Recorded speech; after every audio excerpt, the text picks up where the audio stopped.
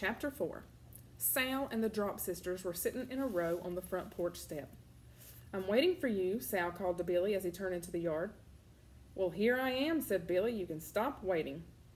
Papa came around the house from the garage carrying a battered cello with only 2 strings. "Hi, Billy," he said. "Hi, Papa." "How was school?" asked Papa. "Okay," said Billy. "What did you do?" "Nothing." "Give me one highlight from your day," said Papa. Billy was used to Papa probing, although he didn't particularly like it. "There's a kid named Hamster in my class," he said. "Boy or girl?" asked Papa. "Girl." "Maybe her parents are celebrities," said Papa. "They often give their kids unusual names." "Huh?" said Billy. "Nothing," said Papa. "How is Miss Silver?" Billy shrugged. An image of Mrs. Silver's disappointed face rose up in his mind. He did not want to talk about her, although he knew his father would think that her chopsticks were very interesting. "Can we not have any more questions?" asked Billy. "No more questions," said Papa. Sal, who had been unusually silent, stood with her hands on her hips and said, "Your school doesn't sound very fun." "My school with Papa was more fun. Look what I can do." Sal bent over and grabbed a book from a stack on the porch. "I can read Mama's favorite book," she said. She held up a worn paperback copy of Pride and Prejudice.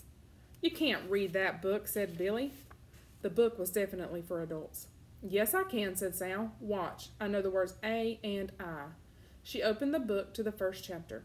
Her fingers scanned across the lines and down the page. A. She paused. "There's an I!" She flipped the page. Now her finger darted around. A. She slapped the book shut and beamed. "That was just 2 pages, but I can even read in the hundreds." She opened the book again, this time to page 223. "See," she said. I. "That's not really reading," said Billy. "Is so," said Sal. "A is a word, and I is a word." She looked to Papa. "Well," said Papa, "it is reading in a way." He wiggled his eyebrows at Billy. He was still holding the dilapidated cello. He plucked one of the 2 strings, making a dull, heavy sound. "And this is making music," he plucked again. "In a way." Billy laughed. "I found this cello today among other treasures. Come to the garage, I'll show you." "Me too," said Sal. She gathered the Drop sisters into her pillowcase. "I'm going to teach the girls to read," Sal told Billy.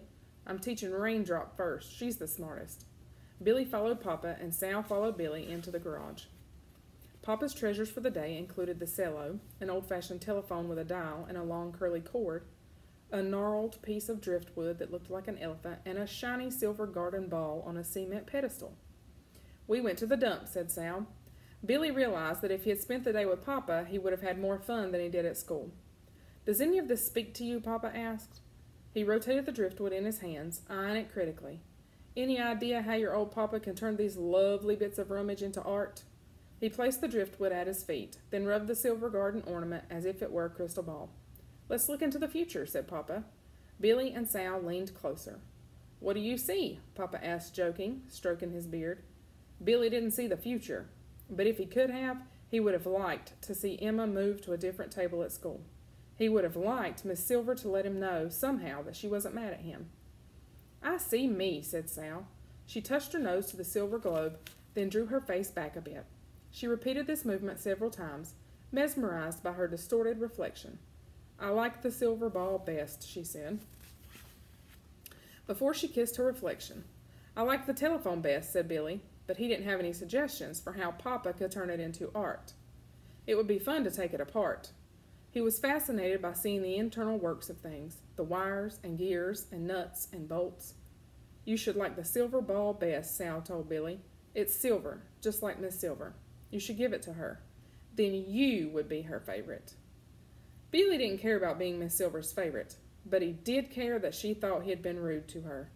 Billy offered no response to Sal's comment, but because of them, he experienced the first flicker of an idea of how to make things right with Miss Silver. Ned came over, and he and Billy took apart the telephone with Papa's help, and Billy's idea was forming. Mama came home, and she asked even more questions about 2nd grade than Papa did. Billy's answers stayed nearly the same. "Okay," and "nothing," and "I don't know."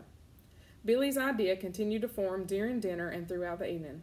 By the time he went to bed, he had a plan.